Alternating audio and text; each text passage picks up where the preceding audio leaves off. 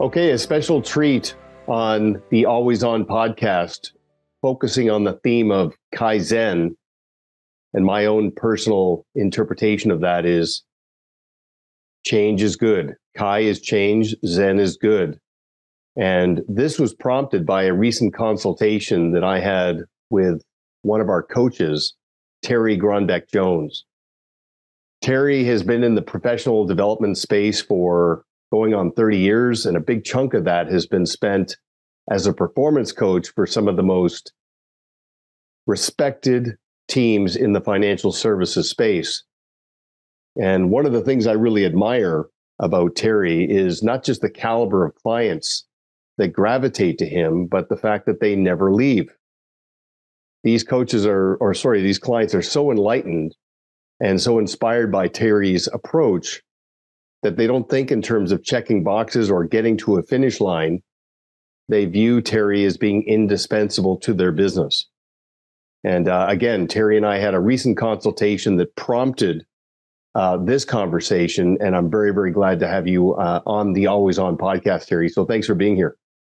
Well, I'm proud to be one of the many fourth string guests that you've finally decided to invite on, Duncan. So thanks very much.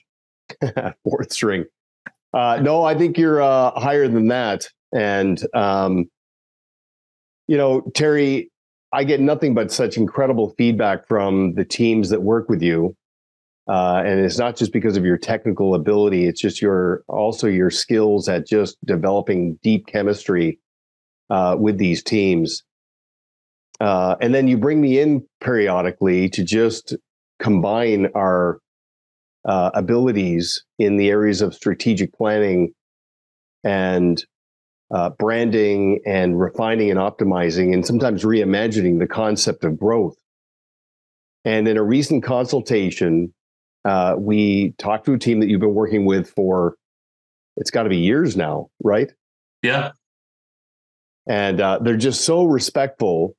And I've often said that the teams with the highest level of ability also tend to have the highest levels of humility, which means they respect an outside set of eyes and the contributions made by a professional development and performance coach. But one of the things we were talking about with this team was the concept of what is involved in growing up market. So consistently attracting very attractive clients and all the considerations that go into that include sometimes growing down and either automating certain relationships, allocating certain relationships to different people on the bench, or in some cases, disassociating. And that's such a fascinating dimension to growth and is often counterintuitive. So I want to start there with some of your insights around what growing up market and growing down can entail. Well, first of all, I just want to address this team. You started the conversation, and I want to speak to what are the best teams for me to work with, Duncan. And unsurprisingly, they're master implementers. They don't overthink it. There's nothing worse, and I'm sure a financial advisor can relate to this as well too, than wanting to begin implementation of a great financial plan with a client, or in my case, coaching on business development that I know are going to impact their practice in a great way. And when the philosophical alignment isn't there, you spend your time trying to convince somebody that it's the right thing to do, and then have to work on the implementation. Whereas the people that have philosophical alignment with you already, they're to say, okay, Terry, tell me what to do, and we'll go do it. And this is one of those teams, and not to say that they're yes men, far from it, but they're aggressive implementers in the best way. And I can remember with this team, Duncan, early in the game when I was probably belaboring a point, to be honest with you, because I do that sometimes. And anyway, there was a pause, and finally one of the guy says, Terry, and I said, yeah. And he goes, we get it. We just want to go faster. And I was like, oh, and by the way, nobody ever says, I want to go faster in the Pareto Systems program. It's happened a couple of times, to be fair, but usually about a month later, they come back and they say, okay, it's too fast. Can we go slower again? Why is that? Well, it's one of those programs, although it's based on best practices and you will get results if you implement them. That's not on trial. Some people are better at doing that than others. That's for sure. And that's deceptive too, because sometimes, and go down a little rabbit hole here, sometimes more in my early days, you get sort of sucked into the feedback you're getting from a great client, and we're moving quickly through the program. And all of a sudden you take a breather and start checking and double checking what's been worked on. And it's just like, yeah, as much as they were great conversations we were having with the client, not a whole lot was getting done. So you got to backtrack and backfill the work that has already been done sometimes. And I'm thinking of another guy too, Duncan. Sometimes your gut instinct about what a person or a client's going to be like is completely wrong. And I've been doing this for a number of years, as you mentioned at the top of the show. And I remember one guy, I was talking about the introduction process with him, and I couldn't. It was like maybe my first or second conversation with this guy, Ron. And there was zero feedback throughout the entire call. And I would wait for the normal cues you'd get and things, and they weren't happening. And finally, I hung up with the guy after, digging deep for the best introduction process talk I could give. And I just thought, I can't talk to this guy again. He's just sucking the life right out of me. It's like I was talking to dead air. Anyway, I get back on the call with the guy 2 weeks later. He says, yeah, Terry, I tried that introduction process with a couple of clients and I got 2 referrals out of it. Yeah, it really works. And I'm just like, what? You actually did it? And by the way, I've since worked with the guy for over 10 years. He's one of those animal implementers in the best way. He'll come back and say, I did it. This happened. And just to illustrate, there's all kinds of different clients, and not unsurprisingly, the ones that implement at the end of the day. This team that we started talking about, Duncan, is fantastic in that way. It's been going so well for them, and they've been implementing almost 100% of the Pareto Systems program. We're now working on the minor adjustments that will lead to major improvements. And it's getting to a point that it's getting pretty lucrative for them in a great way, and they want to go further upscale. Yeah, and that's a very exciting place to be. And I just do want to touch on that very, very important distinction between comprehension for a concept and implementation of a concept. And what's really revealing is that, and I know this for the teams that you consult with, they never say to you, Terry, we've heard this idea before. They just talk in terms of how can I translate this concept into results. Sometimes I do hear that, by the way. And it's like, hey, Terry, we've heard this before. And I'll go, so are you doing it? It's like, well, no, but we've heard it. Okay, perfect.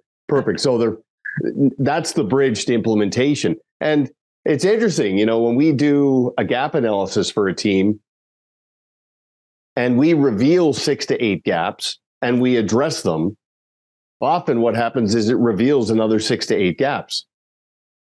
And that is ultimately progress that speaks to the fact that these are about refinements and optimization. So let's get into the weeds a little bit.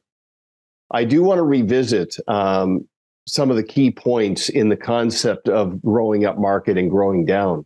And the first thing, and this is again, very, very much 101 level, but it can't be overlooked, is that once there's buy-in in the team that, okay, there are some clients that are not a good fit, that are not going to become our ideal client after they've developed that ideal client profile, now we have to decide what we're going to do with them. And in this case, this team has about 30 clients that they're going to respectfully and professionally disassociate from. So we worked on messaging and positioning, again, very respectful positioning around, I'm doing you a disservice by maintaining the status quo. When the advisor realizes, look, one of my C clients is somebody else's A client, whether it's somebody else on my team or somebody else in the field, their client experience can be elevated. What was interesting about this conversation was the fact that we talked about the other addressable audience, and that is telling the clients that are going to remain that this is happening, how it impacts them, that we've made the decision to grow down our client count so that we could elevate the client experience. And the reaction that the team had to that positioning, I mean, it was palpable, very, very positive. And we've seen teams that are further down the road, how clients respond to that. It activates that professional scarcity among other dynamics and energies. So I'd love your I wanted to talk about, you mentioned the 30 clients, and that's a pretty conservative problem when it comes to right sizing. I mean, sometimes it's hundreds. And sometimes if it's 30 or it's hundreds, there can be a reluctance to get at it. This team is as great as they are at implementing. There's a bit of a logjam for the clients being respectfully disassociated with. And to me, once there's buy-in from a team and agreement that these people are not a fit, okay, quite frankly, we hardly ever talk to them is something I hear about. I hear from advisors far too often. I don't think that's particularly the most attractive thing I've ever heard when somebody says in defense of keeping clients, oh, we hardly ever talk to them. It's like, oh, well, isn't that nice? Anyway, they're probably way better served somewhere else.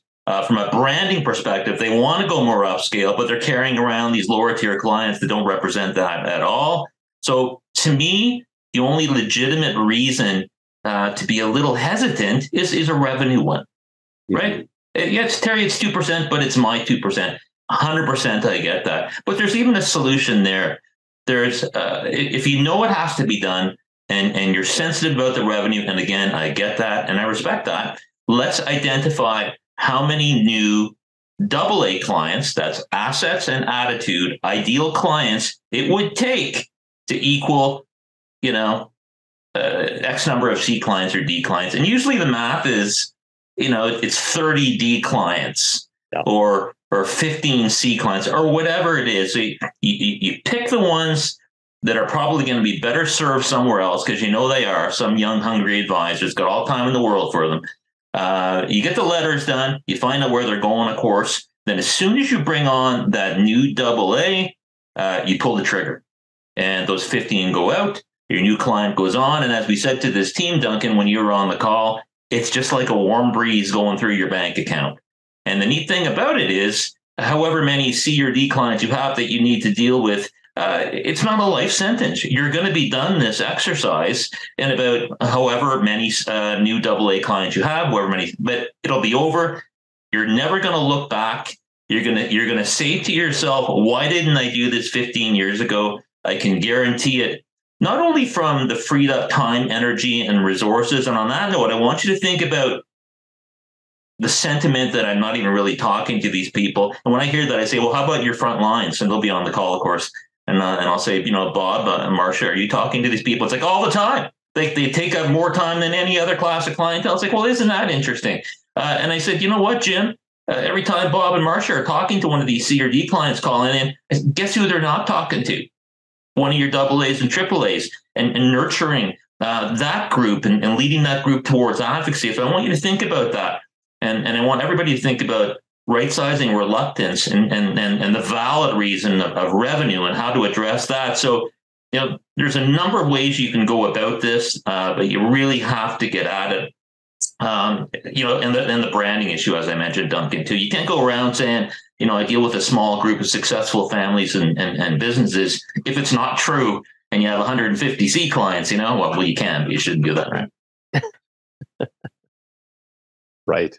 Now, it's interesting. Many teams, that reluctance you're talking about stems from the fact that these 15 or 30 clients that are going to be respectfully right-sized are often long-term relationships who came on board in the early stages of the business, or they're people who are introduced to the team by substantial clients. It could be family members, friends, whatever the case may be.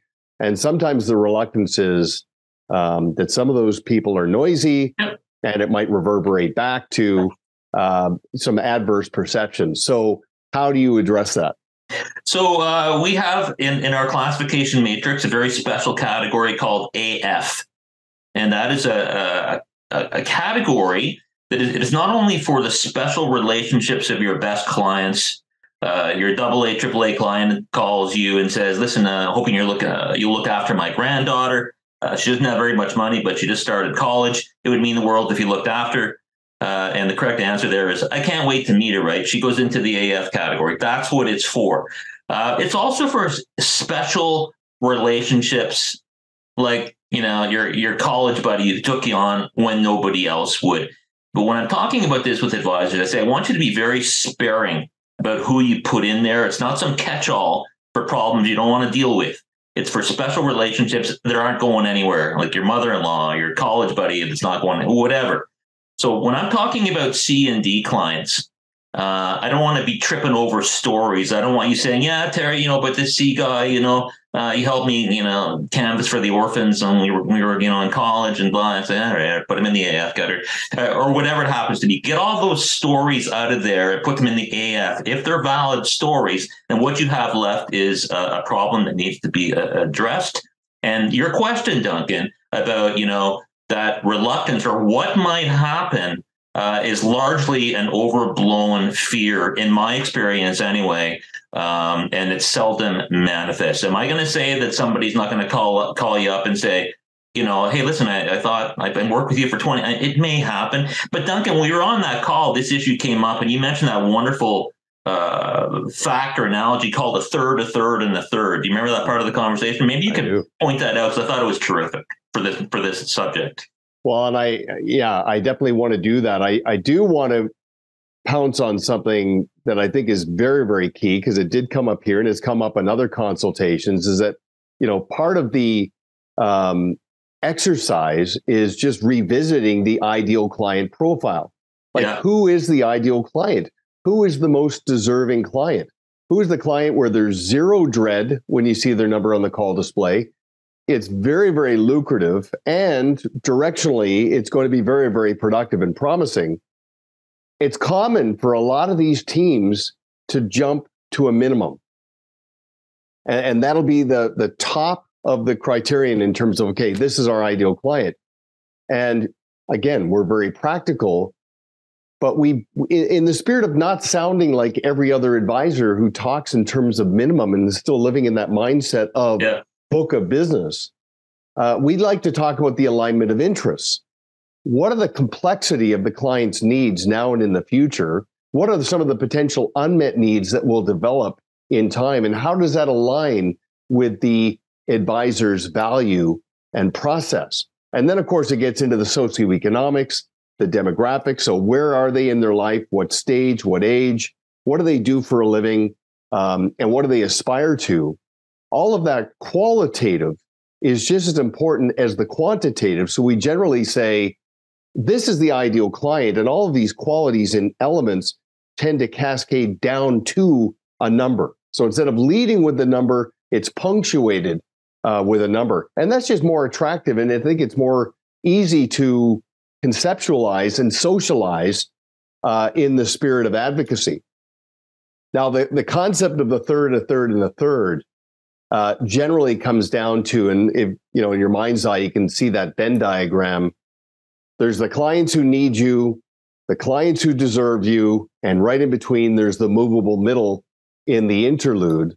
It's really good as an exercise for a team to just create that Venn diagram as a placeholder and said, okay, who fits in these categories? And let's go through the exercise of just saying, okay, are we a good fit? And, what is the upside potential of this relationship? And again, to your point, and I know this team really responded to the fact where you said, or I think we both said, how many of the clients in the need category does it take in terms of revenue, hassle factor, and all the other elements? The disparity is pretty substantial.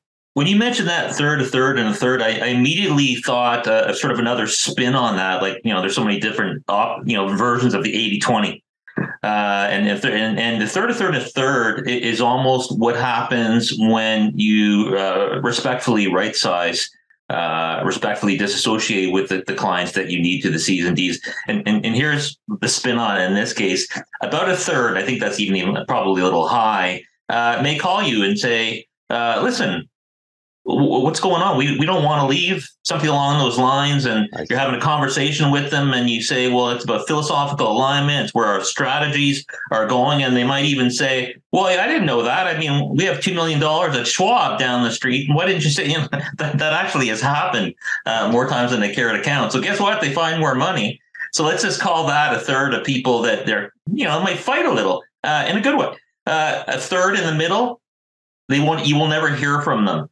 It's about the same reaction as when your cable bill goes up and you raise your right eyebrow a little and you go, you say to yourself, and then you get on with your day. That's what happened. You'll never hear from them.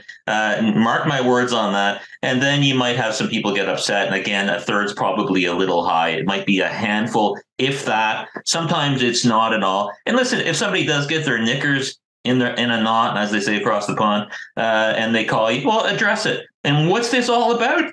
It's about who we can properly serve. It's about philosophical alignment and where our business is going. You can't fault somebody for changing their value proposition and their business. And that's what this is all about. It's not because you're greedier now and you're kicking people to the curb. And the cold hard reality is, and this is not a bad thing, is those people that are respectfully disassociated with, and I say those words, specific words intentionally, I want to make a really good point about this, will ironically be better served where they end up, because you're not talking to them very much. The new person will certainly that take them on will have lots more time from them. It's not a good fit for you. It's not a good fit for them. That's the way you need to talk about it. But to your point, Duncan, earlier, the last thing we need in this business, people go around talking about firing clients. So when I'm talking to clients about this and they use that language and they kick and scream and groan that I'm just talking about semantics here, I say, I don't want you to use the term firing clients. That's a lot. I know it's just me and you on the phone right now and your clients aren't here, but let's pretend they are. Let's talk about this, what it is. It's a respectful disassociation. And that's, if you want to get into the paradigm shift and the proper mindset of what this is all about, let's just use proper language, even if it's just you and your coach, right? Yeah. Okay. So I'm really glad you clarified that, because I forgot about that little nuance in the conversation. And it's interesting because, yes, there are unintended consequences and there are silver linings. Your point about the front line, who's generally dealing with the hassle factor, they're generally liberated, where they're like, okay, thank you for doing this because you're freeing up some of my time and bandwidth and, frankly, energy. So there's a positive there. But things that are revealed in the exercise, when it's really well thought through and really professionally executed, is you get these people who reveal things to you where they say, I didn't know you did all this. It didn't occur to me that I should empower you fully. And that's a very refreshing rejuvenation in the relationship. Then you have some of the ambivalent who are like, yeah, you're right. This is probably a good time to wind this down. It's just a very, very refreshing exercise. So I'm really glad you brought that up. Let's talk a little bit about the sort of the concept of the reframe and some of the sort of things that can offshoot from this. We talked to this team about how they engage with strategic partners. Yeah. And again, some of it's semantics, but to your point, I mean, we believe that the words matter, the positioning matters, and we don't want these teams to, in any way, shape, or form, sound like everyone else.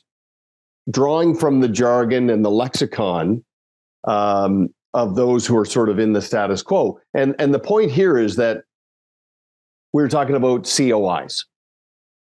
And we said, okay, so the strategic partners that you work with, let's not think of them as centers of influence. Because again, if the client's listening in, how do they benefit from that? That just means it's a referral source. It's a form of networking. Okay, fair enough. It's you've got a business development driver here, but how does that benefit the client? And how does that also contribute to the concept that the advisors developed intellectual property? It's not just good intentions. They've actually cracked the code. They've got a process. It's well thought through. It's curated. It's panoramic and all encompassing. And I found that this team, not surprisingly, really responded to that when we said, let's stop thinking of them as COIs. Let's stop telling the world that you will refer clients out if they need a professional service provider in any form. Let's start talking about how we engage these people into the process and the client experience, and how we develop this vast network of professional service providers. And of course, VAST is that acronym, Value Added Support Team. But the net here is, it's not me just being a good person with good intentions referring out when there's a need. It's more about, no. I'm the personal CFO. I'm the keystone of the relationship. I will engage these people into the process so the client has the complete picture. I found the team really responded to that little refinement. It's so good. I mean, it's just absolutely attractive. Who wouldn't want to hear that? You could have your client on the phone. And I mean, as a client, you'd want an advisor with that big fat Rolodex or VAST, as you call it, Duncan, who has access to a variety of highly vetted professionals. They're almost always a shoe-in in terms of fantastic service that you can take advantage of. So you always have the complete picture. I mean, it's such an attractive language. It's no wonder this team ate it up. I mean, I did too. It was great to hear it. So that's why it's great to have you on the call now and then, just to reinforce some of the themes, but also put your own Duncan spin on it. And it's wonderful to have you on a call when that happens. And this team was no different. Now, getting back to this team for a second, Duncan, and numbers, it's interesting. This team is so up there that their C&D client will be a great AA or AAA for a lot of teams, right? I mean, these are the people we're talking about, this 30. But the head guy there went all Rain Man, this is his word, on a bunch of spreadsheets. And he figured out that there's only so many hours in the day in terms of the money he wanted to make and the number of times that he needed to meet with these people.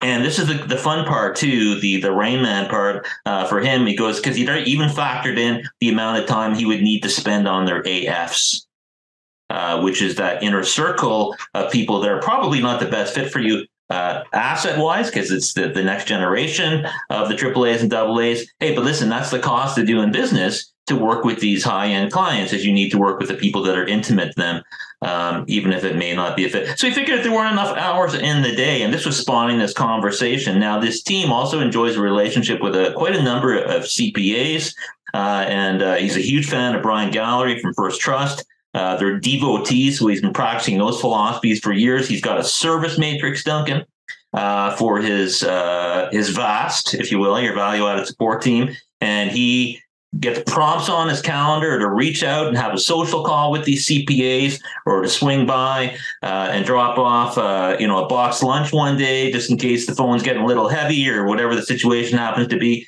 He's got this all plugged into his CRM, and he does a great job at it. So on this conversation we were having with Duncan, he was talking, you were sort of just doing some role playing, some language with one of these CPAs. And lo and behold, 24 hours later, I get a call from this guy, and he says, I was trying out some of the language that Duncan was sharing with us on the call, back to the top of the call, Duncan, about people that just implement without thinking about it. And he was talking about going more upscale. He said it wasn't the most attractive effort there. He was a little crude in places, me trying this for the first time. Guess what the CPA said? She said, I'm thinking about doing the same thing, she says to him.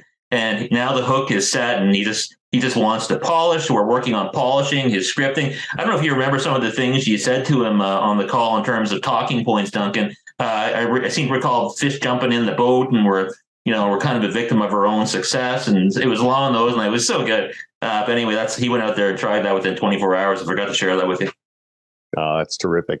The thing about implementers is when it's positioned honorably, it's not a tactic, and it's win-win. The mindset is done is better than perfect. I will refine and optimize this in real time, not in isolation, hypothetically or theoretically. Let me get it out there, get a reaction from somebody, get to listen to myself. By the 5th, 6th, 10th time, it will be absolutely as natural as breathing. So that's one of the many benefits of implementation. Terry, I wanted to ask you, in the last 3 years, the impact and the relevance of a financial professional in a client's life has expanded qualitatively, where they're wearing a lot of hats, in terms of a bit of life coaching, conversations around parenting as their clients' kids get a little older and the wins and the consequences get a little bit bigger. And I'm just wondering about your perspective around giving clients permission, like giving them permission to disassociate from certain clients, giving them permission to buy in. Look, the business is supposed to serve your life, not the other way around. And by the way, you and I had that other consultation last week on branding with that team. Right after that, I had a conversation with the team, and I told them, I want you to set a goal to have 52 long weekends. And I want you in the next 5 years to set a goal to have a 6-month sabbatical where you really take off. So it's not the Barry show anymore. Your clients have been reintroduced to the practice and the process where they actually really appreciate you and your people even that much more. Do you find yourself going deeper into some of that emotional and qualitative elements in your client relationship? 100%. And sometimes it's almost you need to help advisors understand how valuable they are. And you, in your first book, Duncan, you talk about 7 pillars, 1 process, and roughly 85 things that advisors do. It's not surprising that the bulk of newly acquired clients in my world largely come from investment-centric advisors, and that's where they've hung their shingle. And gosh, that's getting a little stale, isn't it? And they hear about one of these 85 things advisor that has a vast, that engages highly vetted professionals into their clients' lives, so they always have the complete picture and the positioning of the quote unquote family office. And you start to see that as soon as a client starts bragging about this to somebody else that has an investor centric advisors, well, it's like night and day in terms of waking up that day that you largely have been indifferent about your advisor. You didn't know it until you heard somebody else and what they had in their corner. Then all of a sudden the grass is a little greener. So it's just a matter of time before these investment-centric clients start hearing about a different breed of advisor. And those are Pareto clients, Duncan. If they're not there already wanting to do better, we're making them and helping them convert that, or announcing to the world that they are that. They just haven't done a very good job at branding and getting the message out there. But man, if you're just investment-centric these days, it really is just a matter of time. The writing's on the wall about your clients. And we all know how many times your clients are getting hit on every single week by competitor forces. And yeah, so, what kind of a wall have you built around them? And what kind of ways have you positioned yourself as a family office? So anyway, just some thoughts on that. And, part of my job, Duncan, is helping advisors just see how wonderful and special that is and helping them get the word out there, right? Well, and it's so rejuvenational. And it's interesting, one of my favorite questions to ask a team early in the relationship is just, what makes you different? Just answer that for me. What makes you different? And, generally there's a long pause and they just start listing things off. Service, white glove, Ritz-Carlton levels, concierge level service, planning, advice, trust, integrity. And it's just this sort of listing of intentions. When we help them make the connection that, planning's part of your process. Advice is part of your process. Service and client experience is part of your process. Let's get your clients bought in to the thing that you've created that I can only get from you as an intellectual property, as a fee-for-service professional. And then to hear teams mirror that back on us later on in the consultation. Yeah. It's very, very powerful. And the irony is, it's not like they're any better at what they do in terms of their technical ability. The difference is they're just appreciated more. The amnesia and the loyalty fatigue doesn't develop as quickly, and they're easier to describe. You know, when we talk about productivity and production in this business, and by the way, that's a lot. Go figure. The three pillars of least resistance are obviously introductions from your top clients. It doesn't get easier than that in terms of somebody coming in the door. Go see Duncan. He's great. All right, I will. Pillar number two, your VAST, your value-added support team, your advocates, CPAs, estate planning, anybody that has access to people with wealth can be a huge source of new revenue for you. Pillar number three, this is what you were to talk about, Duncan, is your natural network and how you handle those moments in your life on street level where you run into somebody that maybe it just starts as simply as, hey, what do you do, Terry? What do you do for a living? And how you handle that is everything. It's absolutely mind-boggling to me. It's not so much mind-boggling anymore because I hear it every other day, but how few people have that patter down pat. So you come across in a reasonably attractive way when somebody asks you what you do for a living, and then from there, what to do to actually convert it in a way you don't come across as a crass salesperson. So this is one of the things we work on, and it's a big bear for a lot of people. And we always role play this, Duncan, in our one-on-one relationships and stuff. And I'm thinking of this story right now. I just want to share with you. It's so funny. It was a guy and a girl team, a man and a woman. And I said, I want to start this conversation today about your natural network and how you handle those moments on street level when somebody asks you what for your living. So I want to start I want to see where you're at right now. Let's just get a sense of where you're at right now. And I started with the woman. I'll call her Marcia again. Marcia is my role play name for the. I say, Marcia, let's just put yourself in that situation. And I say, and we've just met. And I say, so Marcia, what do you do for a living? And she says, I'm not ready for this yet.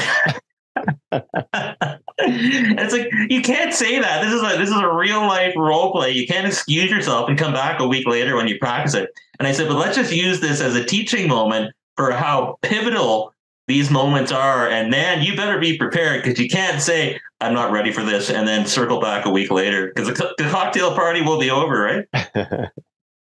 Well, it's funny because in Charming, most of the teams we work with, virtually all of them, are so understated.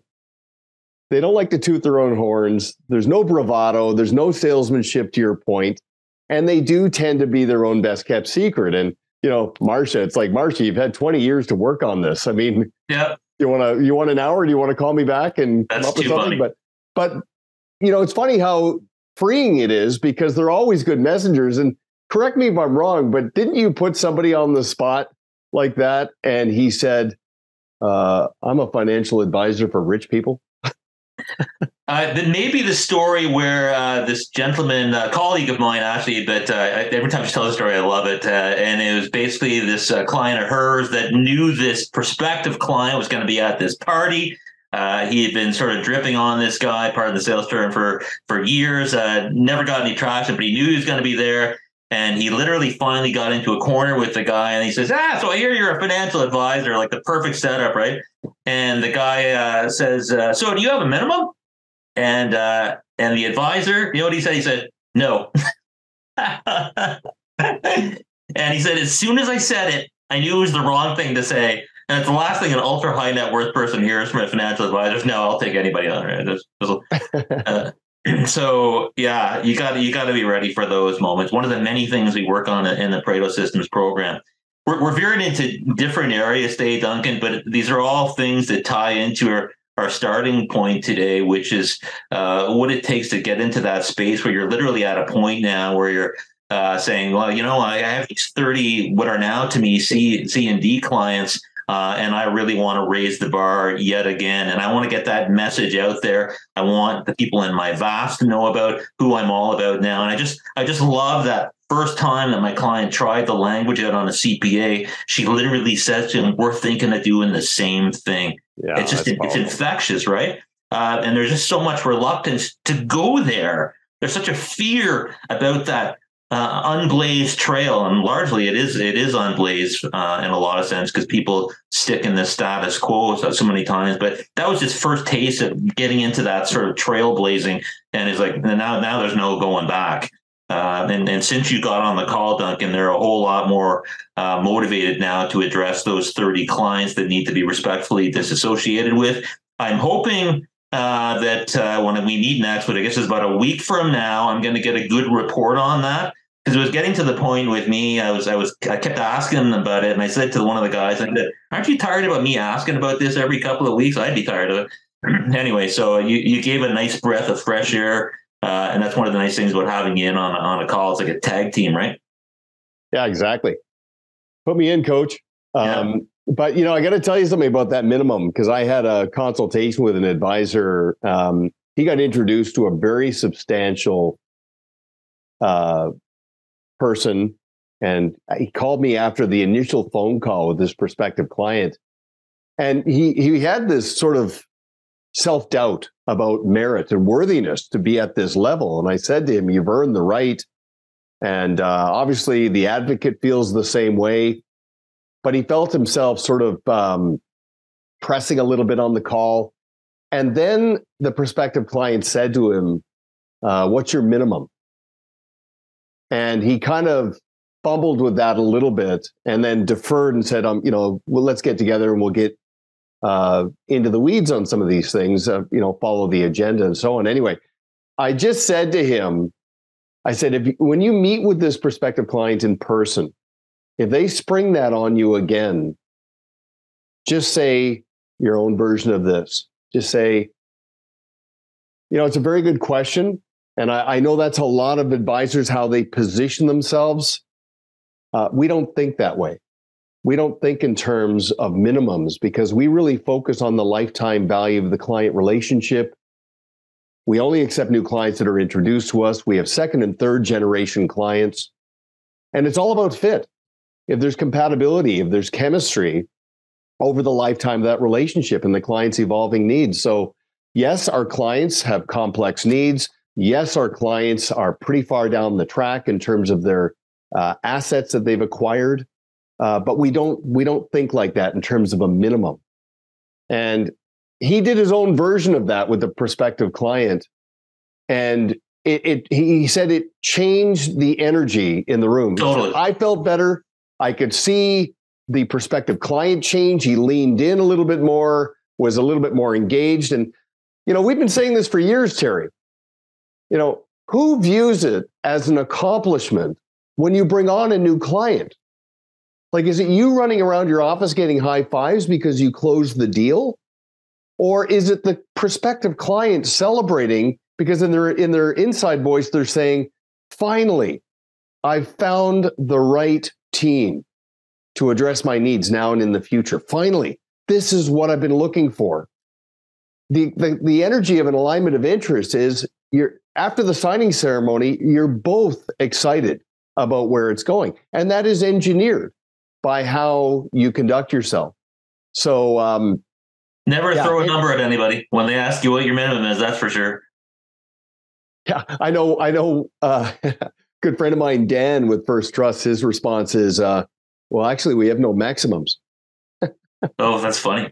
It is very, very good. And again, it's funny. I coached you very something similar that I like the way you said that. By the way, they're a little farther down the track. They're successful families, successful businesses. I mean, that would be typical. But sometimes when I coach on, when somebody asking you have a minimum, because a lot of advisors, you can also say, well, I guess we more have an ideal client profile, and then they can start to get into some of that language as well too. That works so well with what you said, as Duncan. Well, and by the time you finish, you haven't said a number, but you painted a picture that it's at least 5 million. Well, and we're both huge fans of Jim Rohn, and we've learned so much from his teaching over the years. Sure. But, how he would position, being attractive to the marketplace and creating this aspirational environment where people aspire to want to be part of your community. That's not created with salesmanship. It's created by a sense of belonging. Like, I want to be part of this. And that is very, very unique. I still use that Jim Rohn attractive to the marketplace in my coaching today. It's never growing old. And he would talk about that. He'd say, he'd get on about when people make, such and such an hour. You don't get paid by the hour. He goes, that was the case. You could just stay at home and they send you a check. You get paid for how attractive you are to the marketplace. And the more attractive you are, the more money you make. And it's just like, I'll never forget that as long as I live. And it applies in this world as well, too, doesn't it? And didn't he say, it's a ladder? Oh, yeah. Yeah. You can wait until somebody lowers down the rope and you're going to hope that they'll pull you up, or you just climb the ladder. Just climb the ladder. If anybody's listening today and you don't know who Jim Rohn is, look him up. He's on YouTube. There's lots of videos. The guy's amazing. I once sent a client, do you remember Mike in California, Duncan? I once sent him a set of Jim Rohn tapes. This is obviously in the 90s because they were cassette tapes. And he confessed to me later, he goes, I almost don't want to tell you this, Terry. He goes, but those tapes were almost worth the entire price of the coaching program. And I was just like, I could have stayed at home. Yeah, exactly. Collected the check. But that's the power of Jim, right? And Mike at the time was managing about 400 million. That was in the 90s. I have no idea what he is now. He's probably well over $1 billion. There's probably another comma involved for sure. Yeah, Jim Rohn, ROHN, timeless. And you'll love this. I had a conversation last week with a client who also was introduced to Zig Ziglar very early. Oh my gosh. So he went through all the Zig-isms, right? Prime that pump. And that's good stuff too. Only floss the teeth you want to keep. Yeah, exactly. Hey, good reminder. Any closing comments, Terry? No, I can't believe the time's up already. One minor comment on the always on branding. When the podcast was first introduced, I couldn't sleep one night. It's about 3:00, and I thought, the always on. I'll find a friend 3:00, and it wasn't on. I could only find helpful reruns on YouTube. But anyway, just a minor thing. We've toyed with the idea of almost always on. But you know what, Terry, you've earned the right. Just text me. If it's 3 a.m., text me and I'll get on the call with you. I love it. No, it was a lot of fun, Duncan. I enjoy your podcast very much, and I hope to see you on a future client call of mine again soon. Yeah, by all means, thank you. I know you're a busy guy, so thanks for carving out some time. And I'm sure you'll have many of your long-term clients that will chime in and tell you how much they enjoyed this as well. So thanks very much. And thanks, everybody. Thanks for listening.